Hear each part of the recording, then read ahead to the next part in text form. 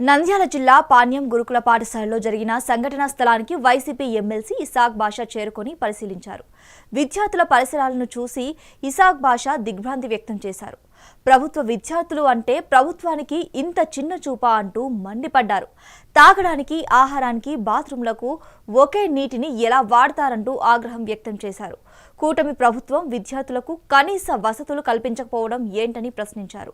వంట గది లేదు, స్నానపు గదులు లేవు, పిల్లలు ఎలా చదువుకోవాలి, విద్యార్థుల అవస్థలు ప్రభుత్వానికి పట్టదా అంటూ ప్రశ్నించారు.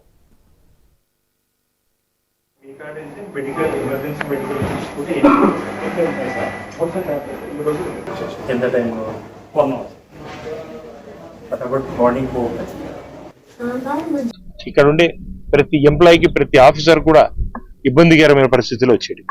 మెయిన్ ఫుడ్ కంటామినేషన్ అని అంటా ఉన్నా. వాటర్ కంటామినేషన్ జరిగింది, నా అంచనా ప్రకారం ఫుడ్ కంటామినేషన్ కూడా జరిగింది. కిచెన్ లోకి పోయి చూస్తే 4 పర్మనెంట్ స్టాఫ్ ఉండాల్సింది ఒక్క వ్యక్తి లేదు.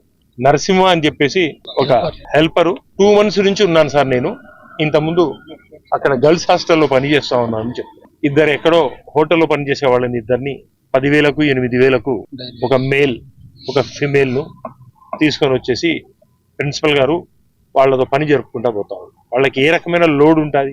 230 మందికి ఒక్క వ్యక్తితో పని చేయడము, ఆ ఇద్దరు హెల్పర్స్ క్లీనింగ్ కు మాత్రం పని చేయడానికి అవుతా ఉంది వాళ్ళకు. అంటే ప్లేట్లు, డేక్షాలు క్లీన్ చేసుకోవడం తప్ప వాళ్ళు హెల్ప్ చేయలేకపోతే ఒక వ్యక్తి చేయాలి.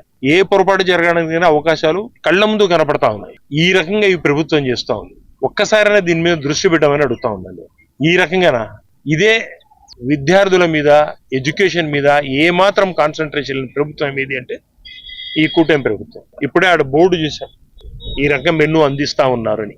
ఇంతకుముందు మా జగనన్న ప్రభుత్వం ఉన్నప్పుడు చిక్కీలు దాని ప్రకారం సిస్టమేటిక్ గా వచ్చేటివి. అవి రావట్లేదు సార్. మొన్నటి వరకు ఏదో వచ్చినాయి. ఎంతవరకు వచ్చినాయి? ఏప్రిల్ వరకు వచ్చినాయి.